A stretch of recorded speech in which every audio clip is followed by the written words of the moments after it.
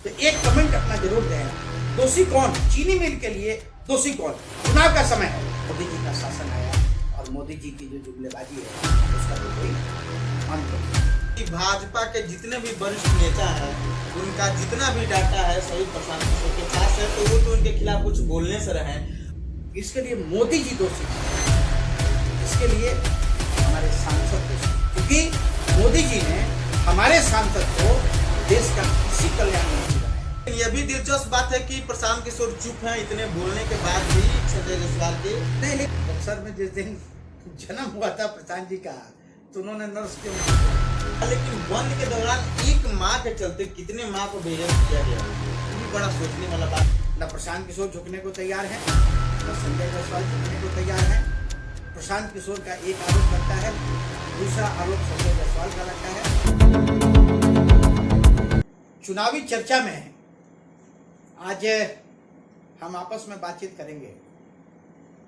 Sanjay Jaiswal versus Prashant Kishor, एक दूसरे के ऊपर जो कटाक्ष है वो कटाक्ष व्यक्तिगत स्तर पे प्रारंभ हो गया है। न प्रशांत किशोर झुकने को तैयार है, न संजय जायसवाल झुकने को तैयार है। प्रशांत किशोर का एक आरोप लगता है, दूसरा आरोप संजय जायसवाल का लगता है। और अब तो कभी कभी हंसी भी आती है मानसिक स्तर को देख के, जैसे पिछले दिनों संजय जायसवाल जी ने कहा कि बक्सर में जिस दिन जन्म हुआ था प्रशांत जी का, तो उन्होंने नर्स की अंगूठी चुरा ली थी। बाद में अंगूठी नीचे गिरी हुई मिल गई। अब प्रशांत जी ये सिद्ध करें कि अंगूठी उन्होंने नहीं चुराई थी। देखिए, कुल मिला के आपको बता दें कि राजनीति का जो स्तर है वो धीरे धीरे बहुत ही निम्न स्तर पे जा रहा है।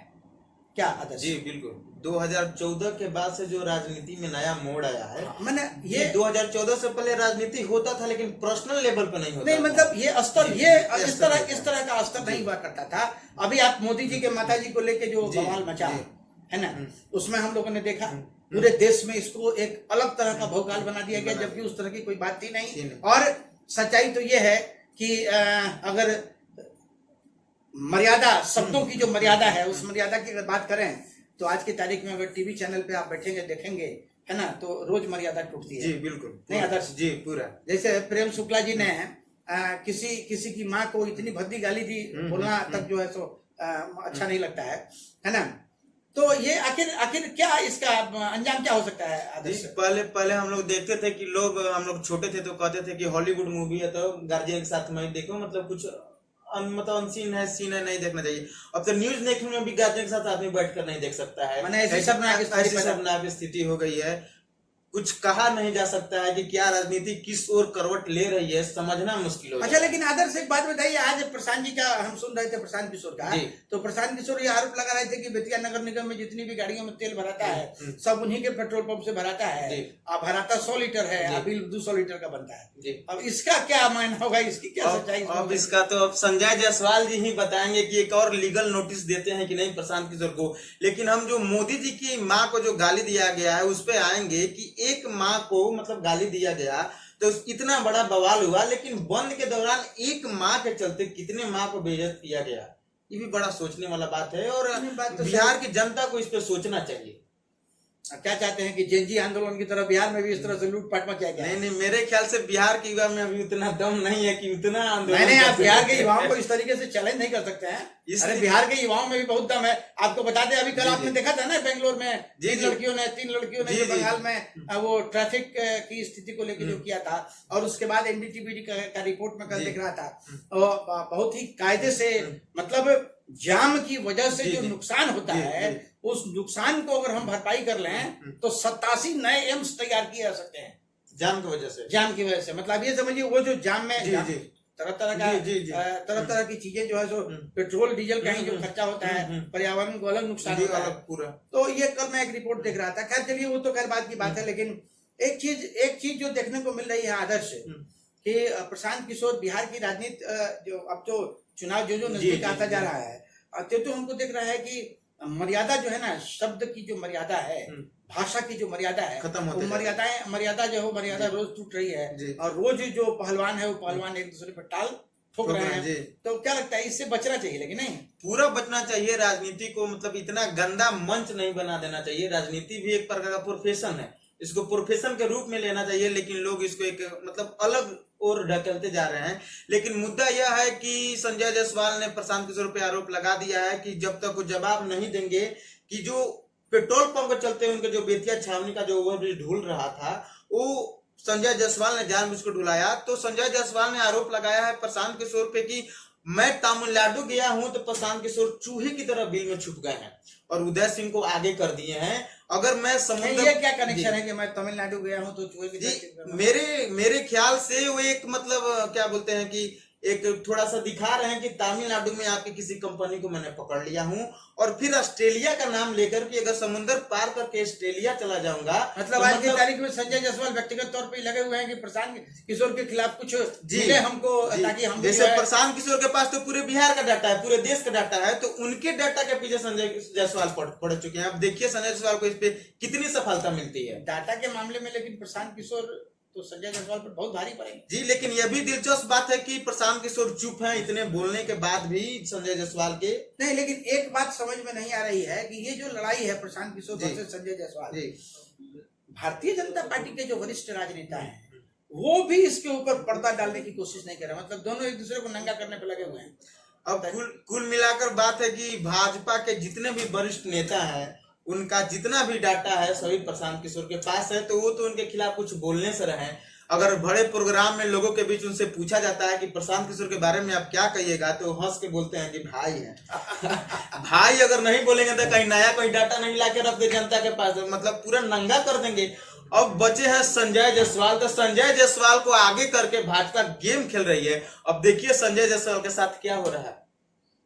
बात तो आपका कहना बिल्कुल सही है। तो संजय जायसवाल, हमको लगता है आजकल आपको नहीं लग रहा कि संजय जायसवाल कुछ ज्यादा ही बोल रहे हैं? तो ऐसा तो नहीं कि संजय जायसवाल भारतीय जनता पार्टी में अपने आप को प्रधानमंत्री मुख्यमंत्री का एक कैंडिडेट बना रहे हो? अच्छा, तो भाजपा में तो पुरानी नियम है कि बड़ा सपना दिखा के आगे कर दिया जाता है, फिर आप जो होता है तो पूरे पब्लिक के सामने होता है कि क्या होता है कि पता ही नहीं चलता है। कोई ऐसा चेहरा नहीं होता है जो चेहरा जिस चेहरे की चर्चा पहले से हो रही है। बहरहाल मैं आपको बताऊं कि जो चर्चा अभी हम लोग कर रहे थे, बेसिकली ये एक न्यूज नहीं है, हम लोग आपस में बात कर रहे थे। मैं अपने दर्शकों को ये बताना चाहता हूं, अपने साथियों को ये बताना चाहता हूं कि राजनीति में जो गिरता हुआ स्तर है वो स्तर किस लेवल पे पहुंच गया है। हम व्यक्तिगत होते जा रहे हैं और व्यक्तिगत होने के साथ साथ जनता को गुमराह करने का काम कर रहे हैं।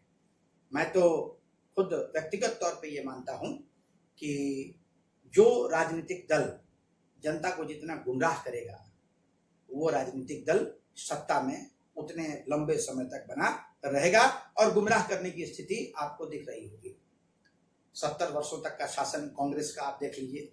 कांग्रेस गरीबी हटाना चाहती थी, आज तक नहीं हटा पाई। उसके बाद 2014 से मोदी जी का शासन आया और मोदी जी की जो जुमलेबाजी है उसका तो कोई अंत नहीं है। हालांकि मैं आपको फैक्ट बताऊं, अभी पिछले दिनों कोई हमसे पूछ रहा था कि मोतिहारी का जो चीनी मिल था, मोदी जी आए और उन्होंने अनाउंस किया कि भाई हम अगली बार जब आएंगे तो मोतिहारी के चीनी मिल की चाय पी के जाएंगे, और चीनी मिल नहीं बना। देखिए, मैं एक इस बारे में मेरा अपना जो व्यक्तिगत एक ऑब्जर्वेशन है वो ये है, इसके लिए मोदी जी दोषी नहीं है, इसके लिए हमारे सांसद दोषी हैं। क्योंकि मोदी जी ने हमारे सांसद को देश का कृषि कल्याण मंत्री बनाया, और कृषि कल्याण मंत्री अगर चाहते तो एक क्या कई चीनी मिल यहाँ लग सकते थे, कई उद्योग धंधा लग सकते थे। हालांकि उन्होंने काम किया, उनके काम को हम नहीं मतलब उनके काम को नहीं रुका सकता है, काम उन्होंने किए। लेकिन मोतिहारी के लोगों की एक मांग थी कि हमारे लेकिन चीनी मिल अगर नहीं हो सकता एक नया खुलवा देते, नया खुल सकता था। मान लीजिए पुराना नहीं खुल सकता है तो हम नया चीनी मिल खुलवा दें। और इतने के लिए राधा मोहन जी सक्षम थे, क्योंकि इस देश के प्रधानमंत्री ने चंपारण को कृषि कल्याण मंत्री दिया, वो भी केंद्रीय मंत्री, स्टेट नहीं, कैबिनेट मंत्री। आप अगर चाहते तो निश्चित तौर पे बनवा सकते थे। हम दर्शकों से मेरा एक आग्रह होगा कि आप जब हमारे वीडियो को देखें तो एक कमेंट अपना जरूर दें, दोषी कौन, चीनी मिल के लिए दोषी कौन। चुनाव का समय है, चीनी मिल के लिए दोषी कौन। और एक चीज और भी, अभी जैसे कल भारतीय जनता पार्टी की एक सभा थी और भारतीय जनता पार्टी की सभा में मंगल पांडे ने अनाउंस कर दिया कि भाई प्रमोद जी हमारे उम्मीदवार होंगे। अभी तक सीटों का बंटवारा नहीं हुआ और कैंडिडेट कौन होगा, मुझे लगता है इसकी सूची निकलती है हर दल की तरफ से, और जिसको कई चरणों में जिसकी समीक्षा होती है, तो क्या वो समीक्षा का काम पूरा हो गया? क्या कैंडिडेचर डिक्लेयर करने के लिए भारतीय जनता पार्टी के और एनडीए और जो गठबंधन के साथी हैं उनके बीच ये तय कर लिया गया कि इस फला सीट से फला व्यक्ति या किसी को दिखाने के लिए इतना हड़बड़ी में अनाउंसमेंट, या किसी को दिखाने के लिए इतनी हड़बड़ी में किया गया? आपने ये बिल्कुल सही बात कहा। तो ये सारी चीजें जो है, मुझे लगता है कि इस बार की जो व्यवस्थाएं बड़ा उलट पुलट है, और हम लोगों ने पहले भी कहा है कि इस बार का जो चुनाव है वो चुनाव काफी कठिन होने वाला है। देखते रहिए आगे ऊंट किस करवट बैठता है, लेकिन बिहार का जो चुनाव है वो चुनाव इस बार आपको बिल्कुल बांध के रखेगा, टीवी से, हमारे चैनल से, या हमारे तरह के जो और भी साथी हैं उनके चैनल से। जी, और अंत में हम यही कहेंगे कि बिहार का जो चुनाव है ये जनता का समय है, नेता का समय नहीं है। जो मनवाना है, जो कहना है इस 3 महीना में कह लीजिए, लेकिन फिर अगले 5 साल के बाद नेताजी लोग नहीं दिखने वाले। आदर्श एक चीज मैं अमिश कर रहा था कंक्लूड करने के पहले, क्या लगता है आदर्श की ये जो जेनजी आंदोलन हुआ नेपाल में, क्या उस घटना का कोई प्रभाव इंडिया में पड़ेगा बिहार के चुनाव में? नहीं, चूंकि एक बात मैं आपको बताऊं, देखिए आज मैं देख रहा था कि न्यूज 18 के एक रिपोर्टर को काठमांडू की सड़कों पे बड़ा बेइज्जत किया गया। एक जेएनजी समर्थक जो है उसने कहा कि वी डोंट नीड यू, हमें तुम्हारी आवश्यकता नहीं है ना जी। तो क्या भारत के प्रति नेपाल के जो यंग जनरेशन के बच्चे हैं, क्या भारत के प्रति उनके मन में विद्रोह की भावना है? और अगर विद्रोह की भावना है तो क्यों है? क्योंकि भारत और नेपाल का तो बेटी रोटी का रिश्ता है ना। तो अगर वहां के युवा इस तरह की बातें सोचते हैं तो इसके पीछे क्या कारण हो सकता है? चलिए इसके ऊपर हम लोग फिर आगे चर्चा करेंगे। ये एक इंडिपेंडेंट विषय है। तो अभी जो हम लोगों ने चर्चाएं की, कैसे लगी हमारी बातें, बिल्कुल हमें बताइएगा। देखते रहिए फाइनल पोस्ट। बहुत बहुत धन्यवाद।